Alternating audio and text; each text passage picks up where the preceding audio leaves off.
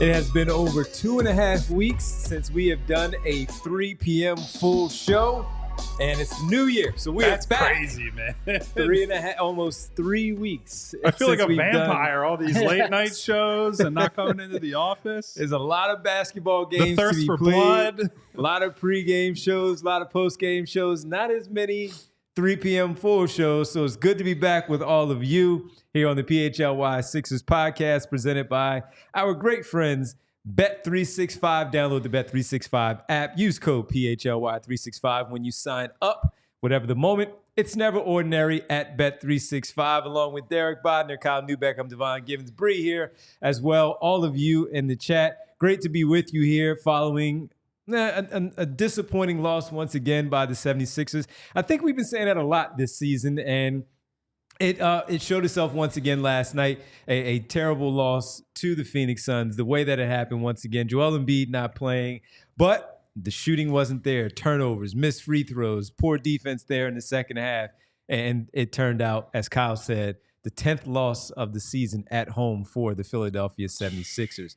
And that was something that I know that was one of the things that I pointed out in the preseason of you got to win at home again and do that regularly. Got to win in general, but yeah, you definitely got to win at home. And they can't win at home. They are, 5-10? 5-10 at home in 15 games. So that is terrible. With that, part of it is Paul George. And we'll get to the latest from practice today. Kyle and Derek were at practice today in between the two games. Washington tomorrow here for the second game of this 3-game homestand. But we need to talk about, as we discussed last night, Paul George not being what we thought we were expecting from this guy as a two-way player when they signed on, when we discussed him during the preseason and in training camp and in the offseason in general of what he would be bringing to the team. Now, mind you, Joel Embiid has only played in 12 games for this team this season. Completed 10 of those, by the way. But he has been out there with Tyrese Maxey for a little bit more, and we thought the 1-2 punch of those two would still be able to do enough to keep their head above water. But with the Jimmy Butler thing coming out of Miami, we teased this a little bit last week when the news started to break of how he wanted out. The discussion that we needed to have collectively here together and what that might mean for the Philadelphia 76ers. And the latest today, courtesy of Chris Haynes, right, was discussing some teams that Jimmy Butler does not want to go to in any potential trade with the Miami Heat. One being the Memphis Grizzlies. There are a few others that he said were on the list overall. We don't know about Philadelphia, but maybe because of the relationship with Joel Embiid, he's willing to push that aside. So, Kyle, we're here now. Paul George has not been great. Jimmy Butler is showing himself once again like he did in Minnesota to get out of there. Philadelphia was there to save him at that Speaking time. of, who is a better trade agitator, James Harden or Jimmy Butler? I say Jimmy Butler. I mean, they're really, they're up very right at unique. the top. Well, and they both do it in their own unique ways. Yeah, Like, but Jimmy Butler's just, to James me, it Harden would stands be out. like, I'm going to Vegas tonight. Deal with it. Maybe at some point I'll show up to training camp. In a Who fat knows? suit. Yeah. Whereas Jimmy Butler's like, yeah, I hate you, Miami and sucks. I hate everything about Yeah. this. It was funny, Can 'cause it be at one fixed point- here? Yeah. No, not here. No. At one point in his press conference, he's like, no, I love Miami. And he stopped for a second, he's like, off the court. Off the court. I meant off the court. Yes, yeah. I give it to Jimmy Butler, man. You got One of the best to ever No, do look, it. when you- I'll when you stand by pull- myself, but I'll give it to Jimmy Well, Butler. I will say, when you pull off what he did in Minnesota, Ah, man. like that takes the cake. He went head-to-head with the Hey, starters. so you Come guys on, are man. really underrating Fat Suit Harden in Houston because some of those, he looked like he stuffed 3 pillows under his warm-ups How many at games the was end that? of his Seven? tenure there. 7 games, I think it was. And he was basically, John Wall was like, what am I doing here, man?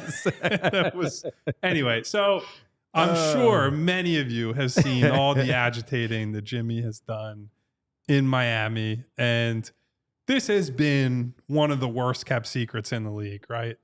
To give Derek some credit, prior to the season starting, one of his bold predictions for the season was Jimmy Butler will get traded. And that was based on, the intel Derek and others had on what that situation was like. It was also based on common sense and He didn't get the extension. looking at Jimmy's career. He didn't get the extension.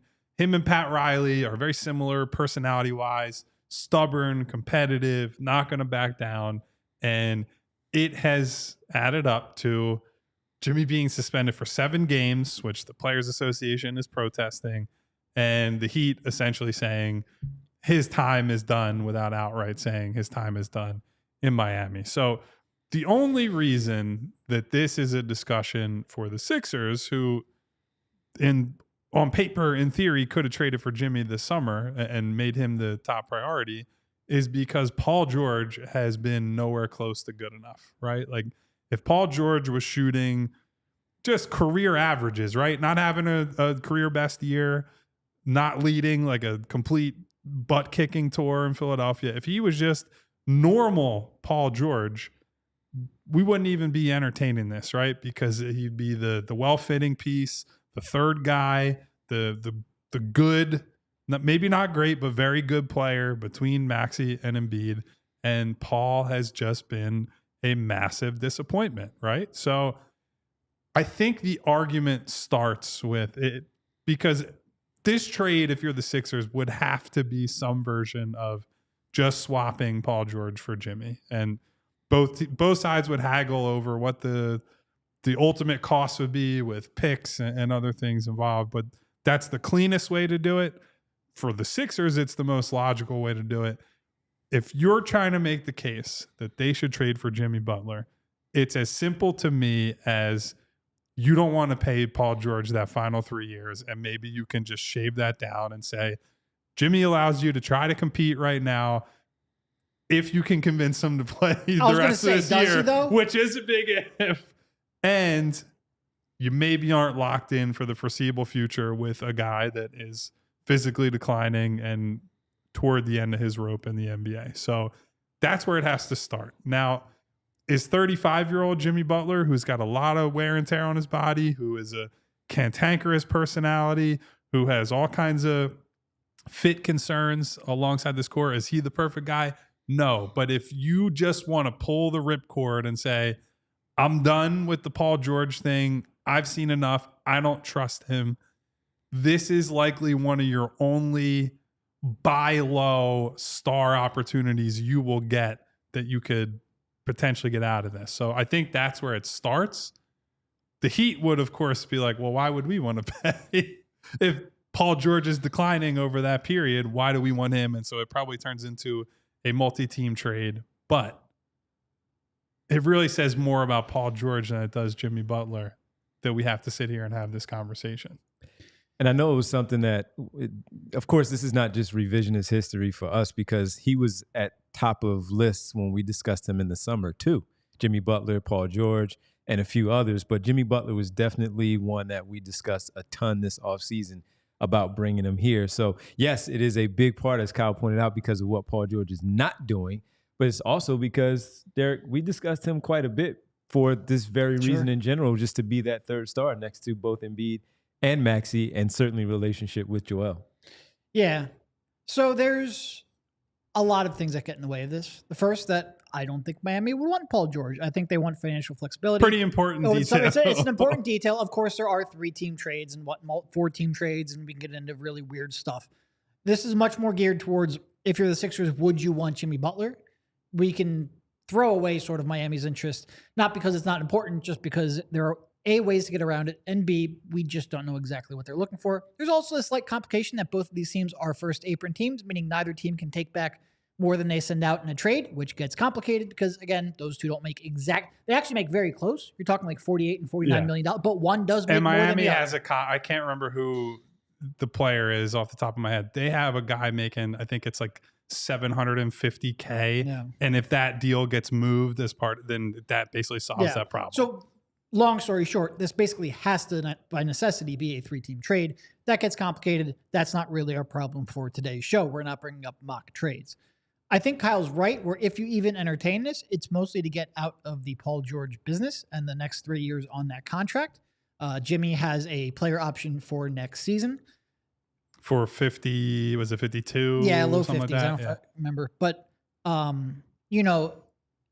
the problem, if you don't, this whole problem isn't that he doesn't like Spo, although they have obviously had their little moments in the past. It's not that he doesn't like Miami, it's that he doesn't like not getting the extension. So if you don't give him that extension, and by gosh, I have no interest in giving him that extension, what version of Jimmy Butler do you get? Does he immediately start acting up? Does he give you his best effort? Because as we saw the first time here, if he's unhappy with his role, he can just not shoot a 3-pointer for a month.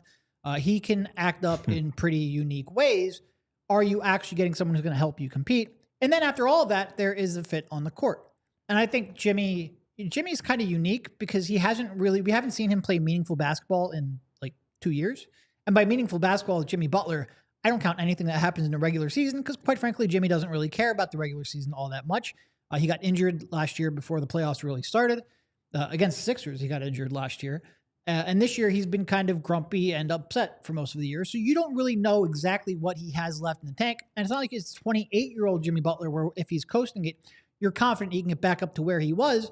This is 35-year-old Jimmy Butler. You'd like to see him really try to compete at 100% so you know what 100% of Jimmy Butler truly looks like. Beyond that, I think Jimmy theoretically is a better on-ball creator than Paul. Paul has really struggled in that regard this year.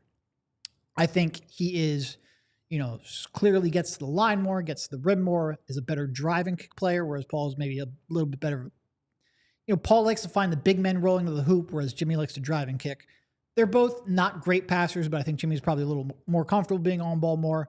Jimmy theoretically is a much worse off-ball catch and shoot player. I say theoretically only because Paul George has seemingly forgotten how to do that. But if you look at the entirety of Paul George's career, he is a much better off-ball player and a much better catch-and-shoot player. He would theoretically fit next to Embiid and Maxey as an off-ball player better. I do think if there's one interesting part of Jimmy on this team, it would be, all right, well, now can you run Tyrese off-ball pretty much the entire time? Mm-hmm. And could you maybe get a better version of Tyrese Maxey because he's not being burdened with the shot creation all that much, but the non-shooting or the hesitance to shoot or the inaccuracy, quite frankly, he's just not a great three-point shooter, is a concern. Like if this thing works, it's because Joel Embiid gets back to being, if not MVP, at least like all NBA or, close to it caliber player, and Paul George becomes an elite third option.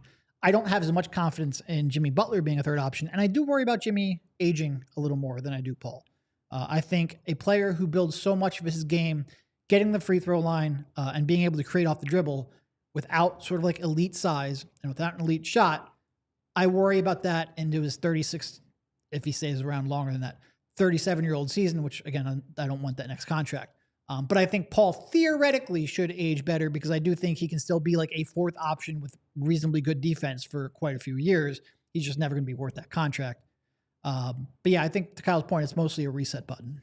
Yeah, and it's essentially creating the inverse version of the team that you assembled, right?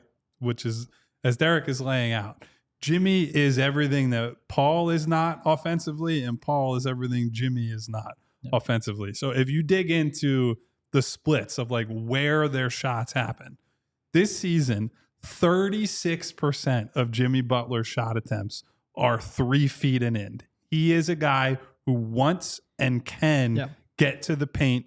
And by the way, has been efficient there, right? 36% of his shots are taken at the rim, and he's making over 73% of those. Now, efficiency-wise, that's similar to Paul George. But Paul George, like 9% of his total shot attempts are at the rim. So that shows you, if you're talking about the difference in them, physically, burst-wise, and some of it's strength too, right? Like Jimmy is not a guy who's ever been, he's got an elite first step. Right. He's had a good first step, but he's got a great understanding of his body and physicality and what we would call the dark arts of driving and foul drawing and all that, right? Like he's not quite James Harden in that way, but he does a lot of the Dwayne Wade, the up fake and get somebody to jump into him, and he's at the line, and he's great still at creating those little creases to get to the basket and score efficiently. So you would gain a lot there, and you would gain some rim pressure. And so perhaps that's going to open up some things, not just for Maxey, but other guys. Joel on drop-offs, some of their corner shooters. When someone like Jimmy can get all the way to the rim, you're creating easier shot attempts. There's also, it's funny now thinking about it, when Jimmy came here the first time, the whole big concern, in part because they weren't even running pick and rolls at that point, was, can Joel Embiid be a pick and roll player? Because that's the preferred Jimmy Butler style of offense. And they didn't run high volume pick and rolls, but certainly we started to see okay, Joel can play alongside this type of guy. Well, now Joel wants to be in those actions, right? And Jimmy and Joel at this point are a more natural pairing in that game, where Jimmy dropping the ball off to him with the pocket pass coming out of those pick and rolls. That's natural for Joel. And if they overplay that, that opens up more opportunities for Jimmy to get to the rim and draw free throws and do all that. And as Derek said, I think more importantly, what you've seen from Maxey this year is perhaps that he does need somebody who can be a high volume on ball guy so he can be weaponized more as a catch and shoot player and not necessarily have to do all the things as call it whatever you want, a floor general, a point guard, and take some of the playmaking and initiating off of his shoulders and lean into what he's very, very good at, perhaps even elite at, which is the off-ball movement, the catch and shoot stuff, and get him back to where he's been in previous seasons. That would be a huge, huge, huge selling point of getting Jimmy Butler. So that's the offensive side of the ball. Where I would say I'm a little dubious I'd say more than a little dubious. Part of the problem with acquiring Jimmy for those offensive gains is that the role players that you have on the roster were signed or re-signed or drafted based on having an elite shooter in that third guy role. And Jimmy Butler isn't that. Not only is Jimmy Butler not that, we've seen it happen here in Philadelphia. There are times he just does not want to shoot threes. It almost feels like a form of protest where he's like, nah, that's not really my thing. I'm not going to do it. He's only taken like 1.5 threes a game. And so now, again, we talked about this last summer. He does magically remember how to shoot when playoffs roll around. It's a weird thing. I am not disparaging Jimmy as a guy who can rise to the occasion and in the playoffs. But when your role players are Caleb Martin and Kelly Oubre and KJ Martin and Andre Drummond as your backup center, that's a whole lot of guys who don't want to shoot threes in a league where increasingly you need to shoot threes and make threes for that matter to keep up with the Joneses around the NBA in the offensive department. So that would be a pretty major foundational concern of acquiring Jimmy. I personally think that long-term, set aside Jimmy for a second, Tyrese Maxey is going to need someone with more on-ball equity than Paul George has. Like that I think is the increasing reality for me watching Tyrese over the last, let's call it year or so, with Joel, without Joel. I just think that there needs to be somebody who can actually be a pseudo 1B or like a true number 2 option, but a guy who can run the offense and play make, because what we're seeing is that Tyrese is struggling to juggle those responsibilities, and Jimmy can help do that. But is that worth all the rest of the stuff that comes with it? I'm not exactly sure.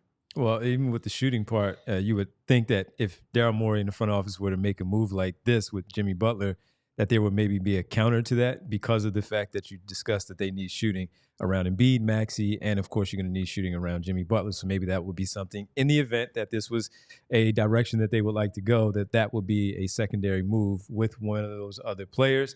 Maybe that weakens your wing defense, but you do add the shooting. That would be the interesting part when it comes to the offensive side. Defensively, if he is, though, out there, we've talked about with Paul George, Kelly Oubre, Caleb Martin, he's not what he used to be, and Paul George has shown that he is still a very good defender. But could that, of course, if Joel Embiid is on the floor, also take some of the pressure on the back end with him behind you and still having those two wings next to Jimmy Butler to take some of that away from him, where he doesn't have to get that top wing score assignment and he can go down a peg, maybe 2 or 3. And we know how switching goes in today's league anyway, where he may not have to worry about that. But he is a smart, as you talk about all the time, where Gershon Yabusele just knows where to be. Mm-hmm. Jimmy Butler at least knows where to be if he is that off man playing on the weak side and has to be and slide into that right spot. We always make fun of 12 not taking charges. He will step and put his body on the line in that way for something like that. So there's a lot more to discuss with it. I do have a question about the Paul George piece when we come back, because there's a ton to discuss with the Jimmy Butler side, the fit, and also Paul George and why things are going the way that they are. We'll discuss it when we get back right here on the PHLY Sixers podcast presented by Bet365. Well, guys, big game in Philadelphia sports coming up this weekend. That's right. Not the Sixers and Eagles home playoff game. And who better to turn to get tickets to what could be an amazing event, hopefully one of several in the upcoming weeks here in Philadelphia, or at least in the United States, depending on how far they go. Game Time, our friend, our partner, is the best place to get not just last minute tickets, any kind of tickets that you want to buy, whether it's for the Eagles, the Sixers, the Flyers, Phillies, the Union, but also comedy shows, theater events, concerts, and much, much more. Game Time has everything you want. They have the best prices. They have the best features. It's a great app. It's intuitive, great user interface. All these features we tell you about all the time. We've used them ourselves, right? We went to the Sphere in Las Vegas. I'm looking forward to going to the Kendrick Lamar and SZA concert in May. I'm going to be shopping on Game Time because I know exactly what I'm getting when I get on the app, because they have features like the all-in pricing immediately up front. When you toggle that feature, there are no surprise fees at checkout. You scroll through those tickets and see, this is what it's going to cost me to go to this event, and I don't have to play guesswork until I go through all the steps to get to checkout. They also have panoramic seat views. You get a panoramic view from your seat in the app before you buy. They have pictures for different types of events too. So if it's something at the Link, like an Eagles game, but then you're going to a concert at the Link later, it shows the different ways that might be set up. And so you have a 100% accurate version of what it's going to look like when you sit in the exact seat that you're buying. Plus, they have their lowest price guarantee. Game Time will credit you 110% of the difference if you can find a better deal, but I bet you can't. So take the guesswork out of buying tickets with Game Time. Download the Game Time app, create an account, and use code PHLY for $20 off your first purchase. Terms apply. Again, create an account, redeem code PHLY for $20 off. Download Game Time today. What time is it, Devon? Game time. Who? And when you get ready for that football game that Kyle was talking about, you won't be watching on the Green Bay side. One of their top wide receivers has stretched the field because he has an ACL injury, and he looks like he's done for the rest of the season. And if I had, again, a way to tell them about where they need to go, I would send them to my good people at Rothman Orthopedics, because Rothman, as I know, will get you right, get you back to where you need to be when it comes to the ACL and many other things that they do focus on overall. They have laser focus. Each doc is laser focused on specialties with the hip, knee, spine. You name it, they have it. Each part of the body right in your backyard here in the area. They take care of that for you. Their physicians are not just specialized in orthopedics and clinical research, but they are also fellowship trained to treat specific areas of the body. And since 1970, their physicians have remained committed to research, innovation, and minimally invasive procedures to get you back to what you specialize in. They are Rothman Orthopedics, and they specialize in you. And look, you joke, Devon, why would they come here? Why wouldn't they just do something in Wisconsin? Well, a lot of times, if you ever, back in the day, you used to always read in the daily news where they would say, player X is coming to Philadelphia to have this surgery here for this whatever reason. They still do it. They still come to our area to have these procedures done, and Rothman Orthopedics can take care of that for Christian Watson and for him to get back for the 2025 campaign, maybe on time. We'll see. That's how good Rothman is. And for more than 50 years, Rothman has participated in thousands of groundbreaking research and clinical trials with the goal of advancing knowledge, developing treatments, and improving outcomes for the benefit of our patients. Rothman Orthopedics, they specialize in orthopedics, and you visit rothmanortho.com/PHLY to learn more and make an appointment today. Welcome back to the PHLY Sixers podcast presented by Bet365. I did want to ask about the Paul George part of it because someone brought it up in the chat, just the fact that does any of this factor into the two knee injuries that he sustained in the same knee and having that hyperextension in both that same knee and the bone bruise? Would you attribute any of that, or is it just simply he looks like, because we always say, I think he's going to catch on when it comes to shooting. I'm not worried about his shooting. Each game, he gives us a reason to worry about his shooting. Yeah. Look, he did talk about, still feeling some effects of the knee. He got last asked about night. it in the locker room last night. To the shooting, no, I don't think he's missing shots, especially like catch and shoot or corner threes because of the knee. Could like the burst or the lack of burst be like 10% attributable to the knee? Maybe. But I mean, this was a concern I had last year. So when he has a concern, comes in, looks like he's taking a step back, it might be partially related to the knee. It also might just be that he's a year older and has more tread on the tires. And I'm never going to be able to fully, alleviate my concerns just because of the knee. Like it might be a small part of it, but it's not going to completely wash away the concerns for me. Not even close. I would say one of my main concerns, and I've vocalized this in article form and we've talked about it on the show, is that I don't know how good of a fit Nurse is with the players they have and the needs they have right now. And I think the way that that's manifested is that Paul George has been, it's a weird thing to say he's been allowed, but Paul George has been allowed to sink into his worst habits as an offensive player because of how Nick Nurse chooses to coach and run offense. And what I mean by that is that he is a guy who prefers read and react basketball, play simple and not have, overly elaborate sets. He wants them to flow in and out of handoffs and pick and rolls and, allow them to just kind of play on the fly. And this is a team that to me is like begging for more structure, right? Is begging for someone to move the chess pieces around the board and say, you need to do this. This is where this possession should lead to. This is where the shot could come from.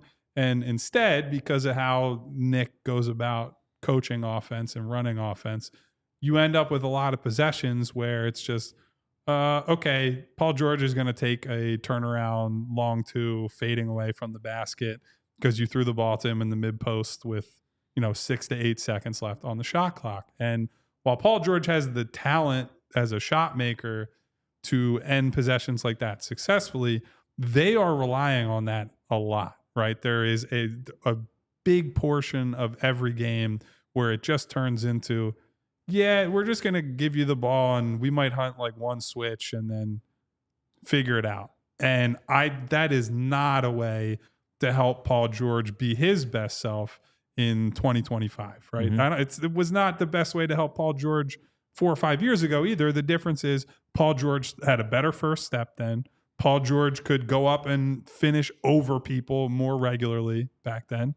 And Paul George, frankly, was playing with players at that point who were playing more games than Joel was. So there was an easier way to figure out how to move and play off of other stars and other, even the role players on his team. Whereas this team has been a mess. And when the team is a mess, whether it's injuries, synergy, chemistry, whatever it is, the coaching staff is going to have to make some changes so that Paul is not falling back on those habits, right? Because this is not a new thing. Paul George has been a divisive player for quite a long time now. Some of that is the playoff roller coaster. Some of that is what we're seeing here, right? Where I said both versions of it on air in the last month where it's like, yeah, there are times Paul George is going to shoot you into a win and shoot you into a game. And he can do that for a week, 2 weeks, 3 weeks. I mean, he did it for a month and a half to 2 months straight for the Clippers last year without Kawhi Leonard or with irregular appearances from Kawhi Leonard. And then there are times where you watch that guy play and he wastes the shot clock and just throws up this mid-post brick and a turnaround fadeaway brick. And you're like, why does it have to be this way? That's the Paul George experience. And I get why that's frustrating for people. Some of it is on him for defaulting to that style, the same way when James Harden was here, it was the James Harden offense and his flaws are his flaws as much as the coaching staff. But they have to start nudging him in the right direction. It doesn't matter if it's Paul. It doesn't matter if it's Jimmy Butler. There's got to be an understanding shown of who you have and what they need to be not all-star Paul George, not 30-year-old Paul George, just the best version of Paul George that is there to be had right now. So he needs help, and he needs to help himself. So the thing for me when you talk about some of the, by the way, that was Al with the question. I forgot who it was What up, early. Al? What up, Al? Absolutely, because he was the one that asked that question about the injury early on, and it just escaped us with all the comments that are coming through, and we were rolling. So appreciate that, Al. But when you bring up the chemistry, it was something that I also thought about before we went to the break, which was Jimmy Butler does have that chemistry already with Joel Embiid. We saw it. We saw it for a good amount of time. Paul George just has not been able to get there. Now, that is because Embiid is not on the floor, and Paul George has now been able to get back on the floor, so they have not been able to develop that chemistry, that camaraderie, that familiarity with one another where Jimmy Butler does. Even despite the fact that he has been in Miami, you feel like they could pick up right where they left off because of Embiid's play now where the pick and roll and the pick and pop is a big part of his game, partly due to the chemistry that they had when he was here the first time. And it seems like it would also help out Maxey at the same time with both. So it would kind of feel like it would be a seamless fit if he did come back. The issue is he is now older than he was at that time. And if I remember correctly, I know I was, when I was discussing this at the time, I leaned more George at that time because of Jimmy's propensity to get injured and playing under Tom Thibodeau, having all of that mileage on him at that time where I felt like Paul George might age better because of the fact, and to your point a little bit earlier about still with the shooting and still being able to be that player, that was my feeling at that time. But right now and seeing it in real time, are we being patient enough because Joel has not been out there on the floor and having this conversation about Paul George? Are you asking if a daily show talking about a basketball team is being patient enough? The answer to that question is probably no. No, and look, I still think that, like, so there's a bunch here, and it's how quickly can they get acclimated and make a run this year? How much would Jimmy even play? He's not been the most regular player, and the Sixers don't have very many losses that they can give up here while trying to make the playoffs. So if the whole premise is we wouldn't give him a new contract, you have two options. Either he opts in and plays another season, and then you probably don't get the best version of Jimmy because he's cranky that doesn't have the contract that he wants, or he opts out and he leaves, in which case you don't really have much in terms of salary cap room anyway. You'll have a little bit of salary cap room, like maybe like $5 to $10 million in cap space, the exception, and not much else. Like, you're clearly not finding a third star with what you would have left. So where do you even go from there? Like, if the best case scenario is he opts out and walks, I don't even know where you go from there. Yeah. Don't know.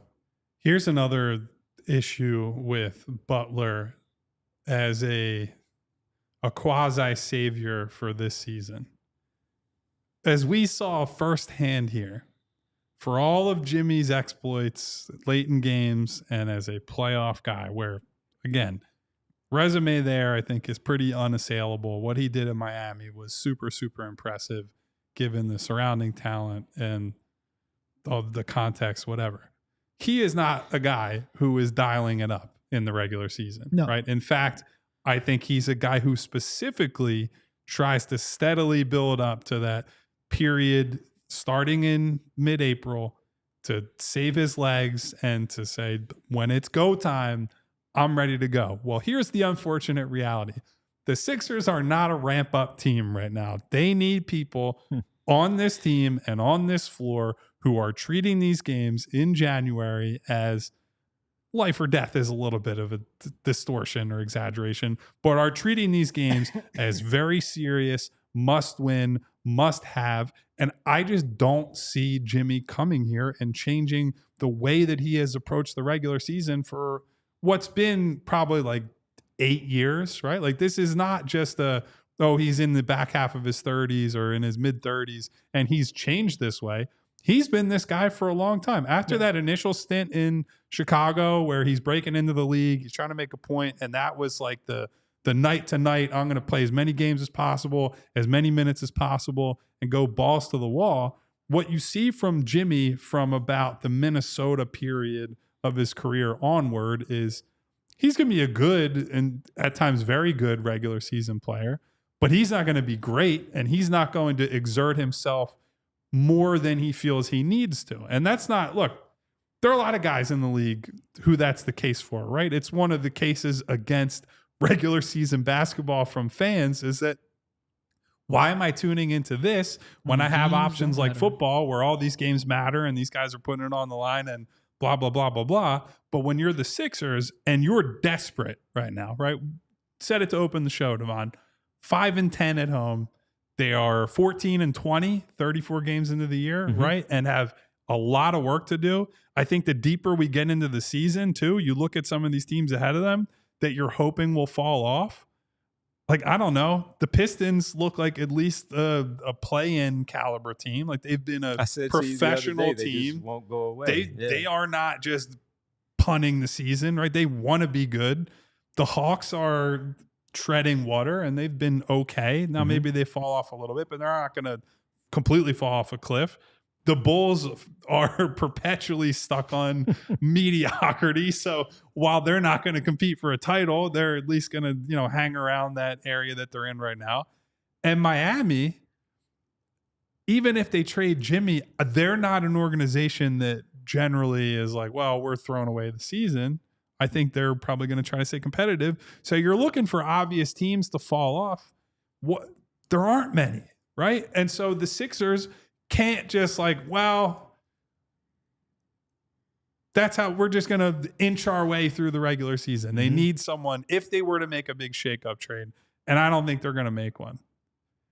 If they're going to make one, it's got to be someone who's coming here and ready to go on and just absolute onslaught from now until the end of the year. And I don't think that's Jimmy. The only thing with that I was going to ask you, even though he would get himself traded, right, and come into Philadelphia, let's just say Philadelphia, the fact that he still wants that contract. Sure. The contract push is real. Right. But then and with the 40 games left in the season, that's all you have plus the playoffs. Would he do that just to, as we call them, the Philadelphia ramps, to ramp up and play as many games as possible, to knowing also of where they are in the standings and knowing that this team needs those W's to do. He's not worried about getting the 8th seed. He's just worried about getting in. And we saw him lead Miami to where he has as an 8th seed to the finals and make a real push overall. So that would be my only counter to asking that. I'm 100% with you because he's shown us that.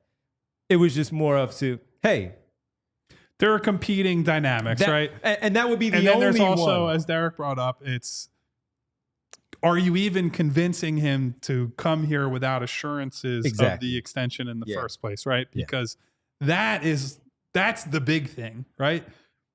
He wanted to go to Miami because they wanted to pay him. We can debate whether the Heat culture stuff is actually part of his motivation to go there, but sought out going to Miami. He was a big part of setting their tone, blah, blah, blah, blah, blah. His team. Yeah. And, had at least at some point, good relationships with Riley and Spoelstra. And now that's out the window. And you know how it goes with Jimmy. Once you lose his trust, he's lighting the house on fire. There's no working back from it. It's like if you're in Jimmy's in circle, he will ride for you and he will play hard for you and he'll do whatever it takes. But if you don't have his ear, if you don't have his belief, good luck. And so that extension component is a real thing. And that's the part that's where for me, it's I'm out. I'm not paying Jimmy Butler over the long term. Agreed. And one of the only reasons I would even try to justify to myself trading for him is to get the rental and just say, I'm out of the Paul George business. And look, you mentioned it earlier. We just saw it with James Harden, where he just lit it all on fire and said, the trust is gone, I'm out. And this was with a guy similar to the Pat Riley piece that he trusted all throughout his time in Houston, while he was in Brooklyn, and then coming here to Philadelphia until he didn't. All right, we all know what we're talking about there in the chat. We do have to get to our break, though. When we get back on the other side, we will discuss it all, let the guys get there, make sure they reach out and do what they need to do to find out a little bit more as we do this, talking about tomorrow's game against the Washington Wizards. And we'll do that. We'll do all of that when we get back. I'm stuttering now, right here on the PHLY Sixers podcast presented by Bet365. And I have to talk to you about some money savings. Yes, TrueMark. The holidays are done. Did it put you in a little bit of a jam after the holidays are over where you did a lot of spending and that credit card balance is weighing you down a little bit? I understand. I get it. I'm right there with you just a little bit. Now, think about this, though. What if you could pay it off faster? I got your attention now, don't I? All right. And with zero interest until 2026, you can push it back for a full year. It's true because TrueMark Financial, they are offering zero interest on balance transfers for 12 months. So all your payments can go toward reducing your balance, not just covering interest. Here's the play. Here's how you do it. Transfer your existing balance from one institution to TrueMark Financial Visa credit card. We've been telling you about that for a while, and take advantage of this amazing offer. Once again, transfer your existing balance from another institution to TrueMark Financial, their Visa credit card, to take advantage of this amazing offer. But hurry, you have to apply by February 28th. So you have a full month and a half, 2025, to see if you qualify to get this done, whether you're interested in earning rewards, cash back, or simply prefer a lower rate for everyday purchases. With TrueMark Financial, you can choose the credit card that best fits your financial needs. Visit TrueMark.com/compare for full details and to apply today. TrueMark Financial, federally insured by the NCUA, Equal Opportunity Lender. Terms and conditions apply. All loans subject to approval. 3% balance transfer. Fee applies. We also want to make sure we tell you about Rite Aid because it is still freezing outside, and freezing It is when cold. viruses spread the most. Frigid. Help protect yourself from pneumonia. Adults age 50 and older are now eligible for the vaccine. It was previously for people 65 plus, but the CDC lowered the age recommendation. Millions of people get pneumonia every year. It's a respiratory illness, and fall and winter are a time when the germs that cause respiratory disease typically spread more in the community. So now is the time to get vaccinated and help yourself stay healthy. Some people who get pneumonia only have mild symptoms, but others experience serious complications. The vaccine is one of the best ways to help keep yourself healthy, and it's usually done at no cost with insurance. Getting vaccinated is easy. Just walk into your local Rite Aid or schedule online at riteaid.com. If you're unsure of what vaccines you may need, just ask your pharmacist for a personal recommendation. Stop by your local Rite Aid today. Welcome back to the PHLY Sixers podcast on a Monday, back in the studio, on a Tuesday, back in the studio for a full 3 o'clock show. And as you all were discussing in the chat, this is what you were discussing, the injury report for tomorrow. Oh, no. I thought the big news was Kelly Oubre was assessed a post-game flopping fine. Oh, I was $2,000 fine. I was getting to it. Yeah, had it right here. He had some words for Secaucus, too, after that came down. You and yours, too. Happy New Year. But I know you were all saying this. Out for tomorrow's game. Pete Nance, Jared McCain. I like a lead off. KJ Martin, Kyle Lowry, Andre Drummond is questionable. And then, Kyle, you get to Joel Embiid, Paul George, both listed as out for tomorrow's game against the Washington Wizards. It's just not a serious team. It's what it comes down to. It's not a serious basketball team. That you just, look, it is January 7th. It'll be January 8th when this game is played tomorrow. Joel Embiid has played 10 full games. They've played how many games to completion with Paul, Tyrese, and Joel? 6 or 7? 7, I think now. It doesn't matter. It's a single digits. Yeah, because their record was 5-0 at one point. Yeah, so I don't care. The fact that we're talking about this, I don't care who it is on the schedule.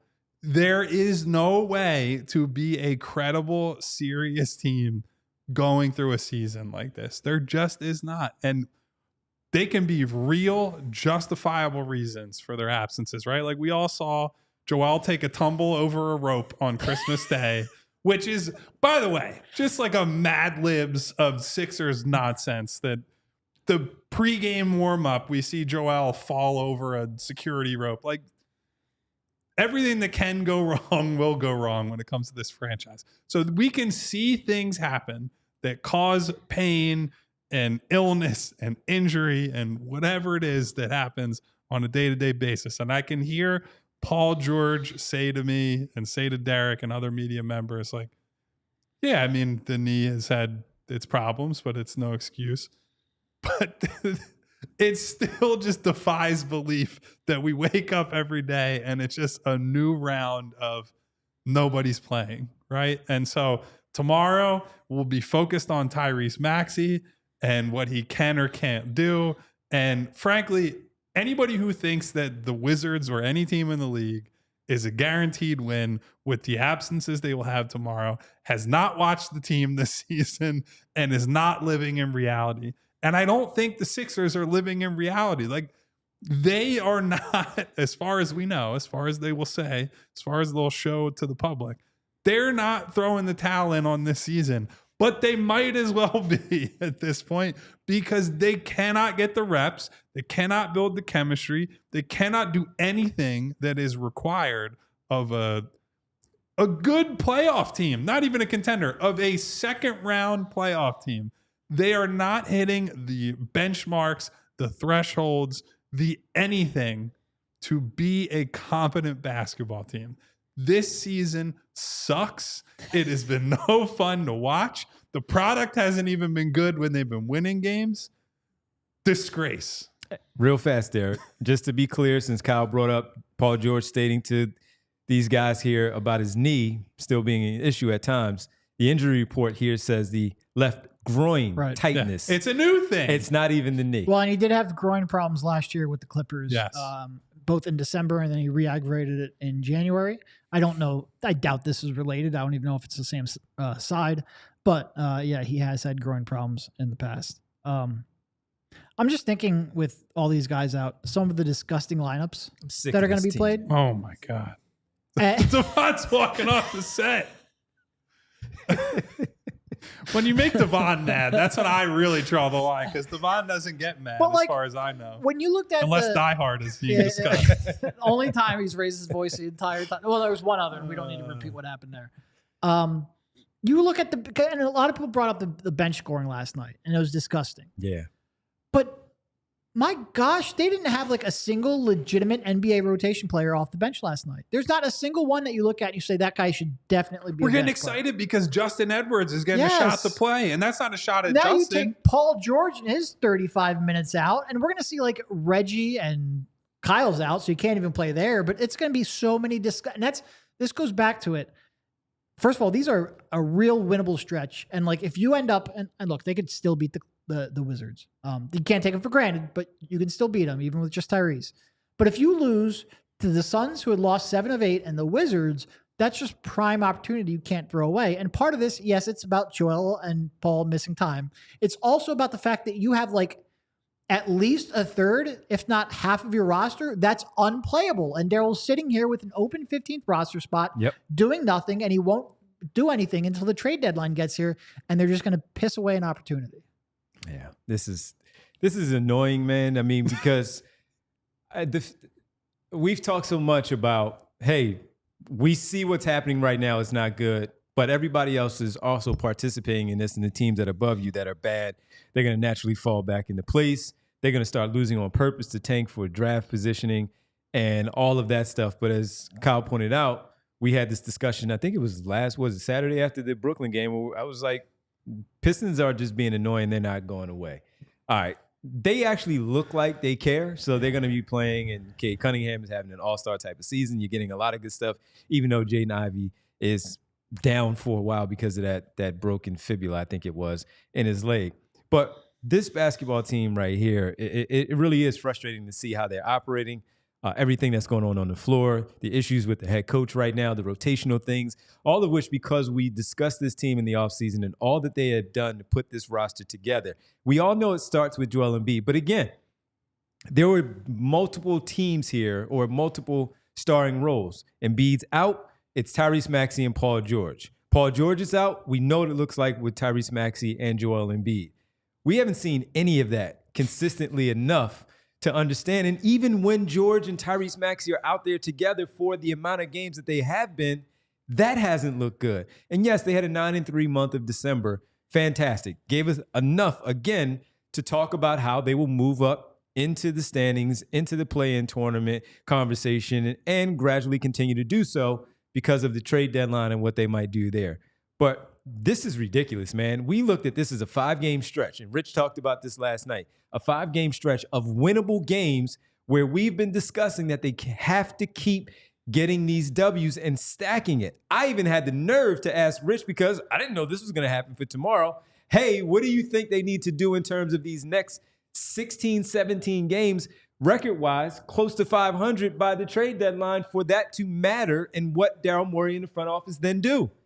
I had the nerve to ask him that yesterday, and even thought about asking you guys at some point the same question when we had another 3-hour show at 3 o'clock, because of what I thought would be here for this basketball team. But as you said, this doesn't seem like a serious operation of what they're doing right now, because this is just flat out ridiculous that both of them are out tomorrow already. And sure, you can think last season and in the past that they would just walk on the floor and beat the Washington Wizards. They are not that team. And even if they did lose to the Wizards a year ago or 2 years ago, it was because the record was flipped and they were 24. They were feeling 10. themselves a little too much. They were fine. We took Right, this game exactly. off. Yeah. This is not that basketball team. So for us to still believe that they're not going to make any moves, and as we said it earlier, they are going to play for a playoff position. They still think, they still think that they're good enough to do so, get in the playoffs, make some noise, get to the second round, and have kind of a back off fans kind of conversation in the offseason, because look how our season started, but we still got to the second round. It's not good enough right now, man, because you are not good enough to just miss games, throw away more games, and believe that just because you win a play-in tournament, get in as an 8th seed, you're going to have to play Cleveland or Boston in that first round. There's no guarantee that you are going to be good enough to beat either of them to advance to that second round. That is maybe your goal at this point. Well, I mean, even this is insane. If you go on a miracle run, right? If you get, let's say you get past this Wizards game and they've had bad luck on top of everything else with the injuries. So like, let's say they just get really good luck until mid-April after this Wizards game, and they somehow get into the 6th seed and they have to play. Like, do you think, honestly, they could beat Orlando in a playoff series right now? Right now? No. Right now? No. Do you think, honestly, they would beat the Knicks in a playoff series? No. No. I mean, I don't have confidence in, like, forget the Celtics and the Cavs, who have been way, way better than them for this season. Certainly the Cavs, who have been one of the 2 best teams in the league. That I don't feel good about them playing any of these teams that are like top 5 seeds in the conference. If they were in a fantasy world where they went undefeated the rest of the year and they ended up in the top half and they got to play like Indiana or Detroit, sure, you could convince me like, yeah, they'll beat a team like that. But these teams that are in some ways whole, who have built real identities and real cultures and whatnot, I don't see how you just walk into a series and out-talent those teams. And you know what, too, Kyle? I don't believe in on that. They get eliminated. They beat Indiana or Detroit, and they move on to the second round.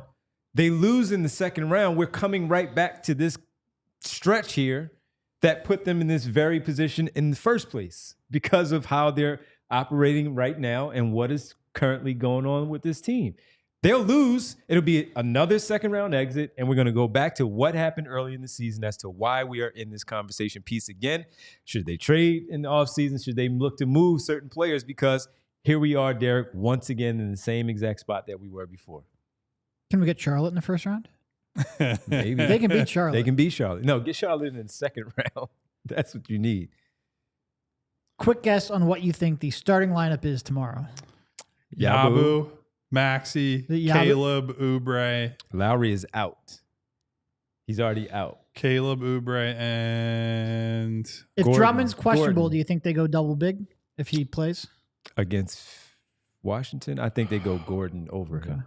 Yeah. We're getting the Eric Gordon game. But like, so, Gordon. I mean, what it does highlight when you have these absences, in part, is like, look at how the roster is constructed. You have Andre Drummond, Adem Bona, Yabusele, so 3 front court guys. Lowry's not playing, but you have Reggie Jackson, Jeff Doughton, Maxey. then 6 of your available guys are. None of them can really play alongside of each other. That's either.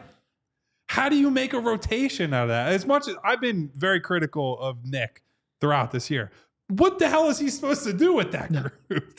And then in between them, it's Eric Gordon, who has been bad and disappointing and missed 2 weeks because he had wisdom teeth taken out, which is just anyway, not going down that road again.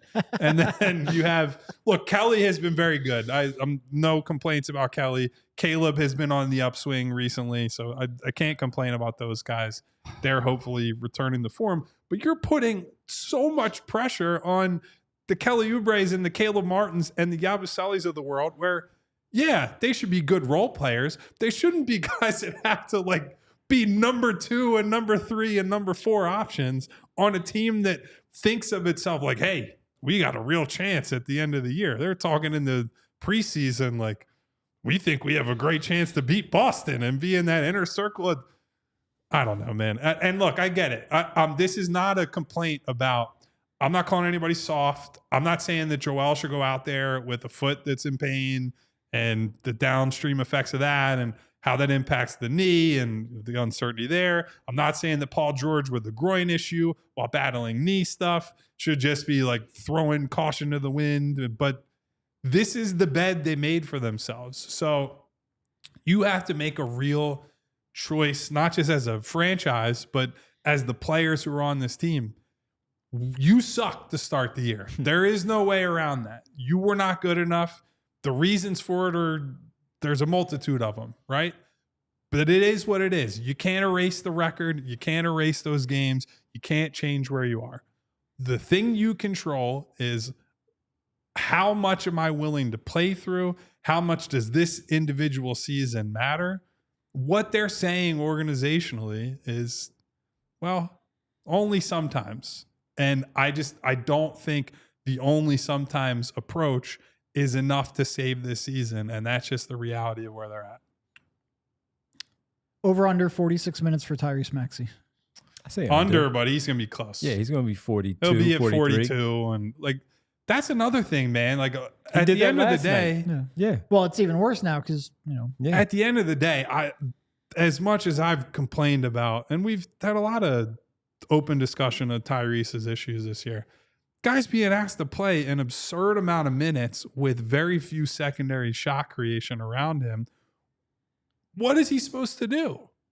You can't win by yourself. You can't even really put up great numbers or good efficiency or any of that by yourself. Like it's an unwinnable position for him to be in.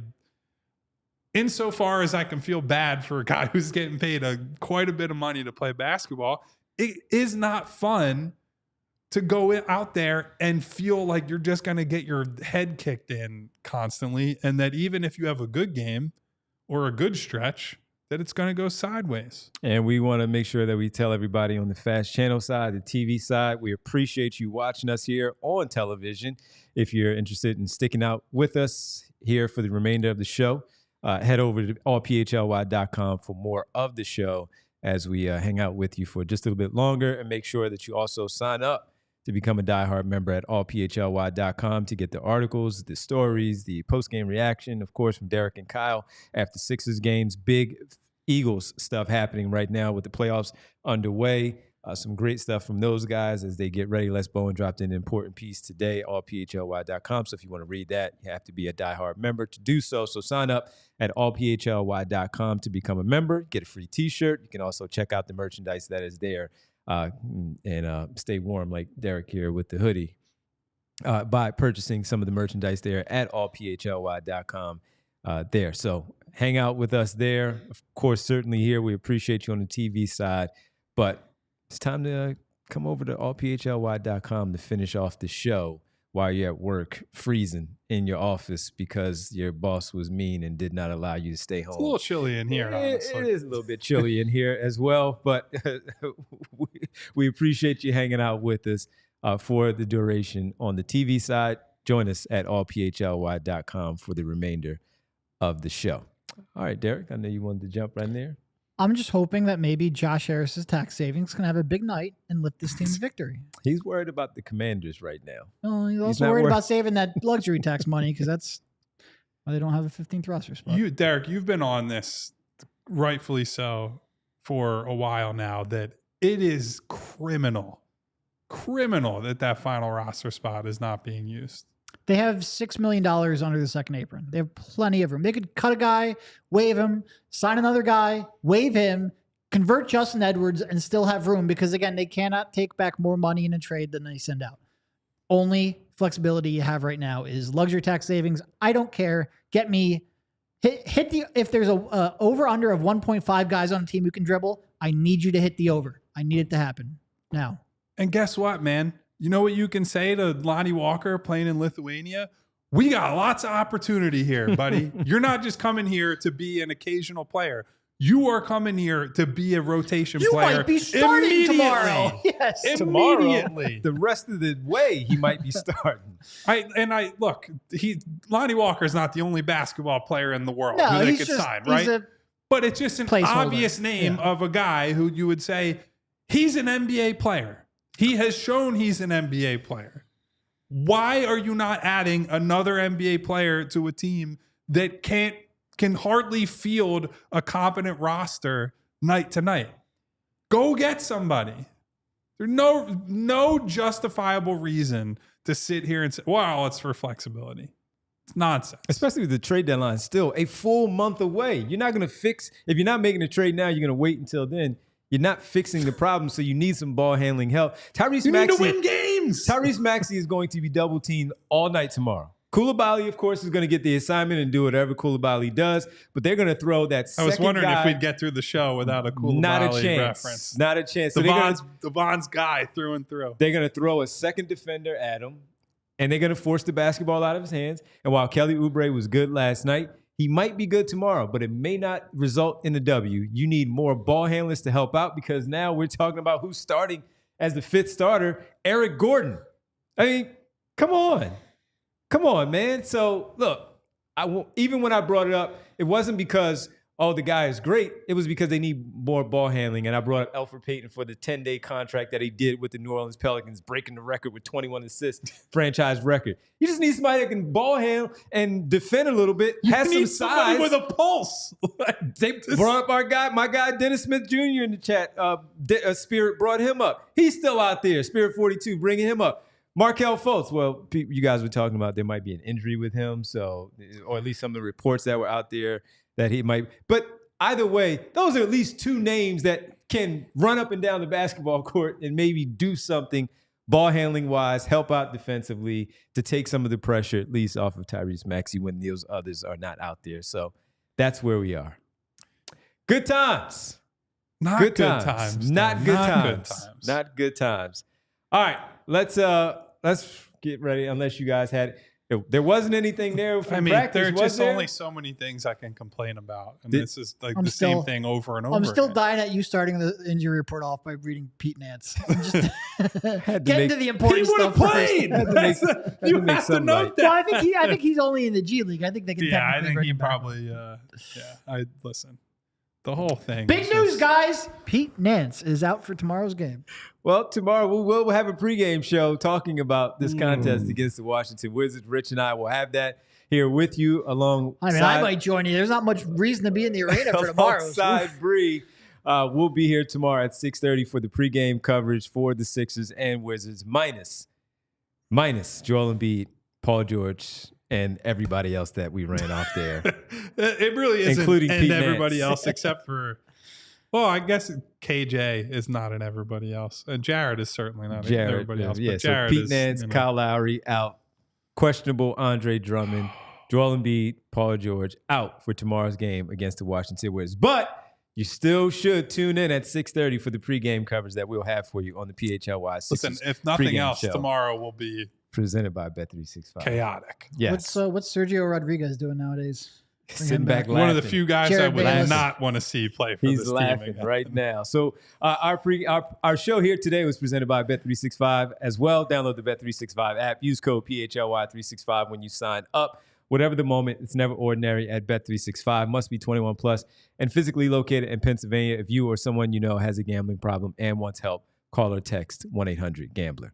All right, it's time for the world famous, always great roll call.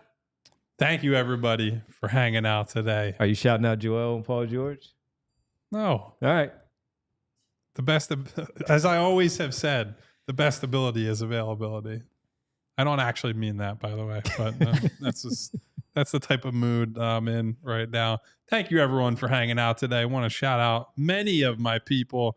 Shout out to Martian Lynch, to Jay of the Jungle, to PHLY Guy, to Vic, to Brian Knight. What up, B Knight? To Hedva, Money Mar, Spirit 42, Keith B, Malk C10. Oh, what up, Malk? Mary Overfield. Hey, Mary. John Peace. Devon says peace. Low key. We were high key in here today. Marcus Blackstock. Maury's Yams are back. Oh, Yams. What's happening? Phila fans, who might be the most anti-Jimmy Butler Phila fans listener in the chat today. Been upset for years. Fighting all battles against. I think I've been arguing with that guy for legitimately 20 years. Shout out to Phila fans. What up, Phila fans? INS, Harry Yeatman. About to yeet myself out of this season right now. Jess is back. She's been sick, so Jess, I hope you're feeling better. Hey, Jess. I don't know if I saw my girl Winona in here today, but Winona, I hope you're not stuck in a meeting or dealing with other nonsense was Winona in today. there earlier? I don't know. Okay, she wasn't. Ken Wilson, PHLY. Who else What we up, got in here PHLY? today? Ken Wilson. Oh, Elliot is in here today. Andre McGuire. Shout out to Andre. What up, Dre? I saw Sal was Did at we see work and it was cold. Sir Schmooey. I did not see Darkness in here today. was SNL's cold in the Lorne office. Michaels. Lauren, we need to host right now. We need to host. Wow. These people Need a think distraction. the Sixers think Exactly. they're a bunch of jokers, so they can get on SNL, I suppose. Anyway, I think Yeah. that's probably. Oh, Haidar checking in from What up, overseas. Haidar? Good to see you, my friend. Is it cold there, Haidar? I think it's cold there. I Yeah. would assume Is it's very is it cold. as cold as it is And here's here? a good one to end on for the day. It's okay to laugh. Shout out to It's Okay to Laugh. You are correct, my friend. Everybody who's still here, hit the subscribe button for me on your way out. If you don't mind, hit the bell icon so you get notifications each and every time we go live. And hit the thumbs up to help us in the algorithm. Thumbs down to the Sixers. But not to us, not to us. Don't even bring up a thumbs down in here right now. But also a thumbs up to say thank you to super producer Bree and to say, Haidar, get out of that minus 11 temperature. Oh, man, Haidar. God, that My sounds bad. awful. I'm not Just like the complaining Sixers anymore. Wizards game sounds tomorrow. Anyway, we'll be back for Sixers Wizards pregame on Wednesday while most of you are watching the Cavs versus the Thunder. Legitimately anything else. And these guys might be here tomorrow because they don't feel like going to the It's arena. gonna be the worst game I've attended in person in For a that long one. time. But me and Bree will certainly be here for sure. with See you Bree. guys. Be See back ya. tomorrow. We all silly like the mayor.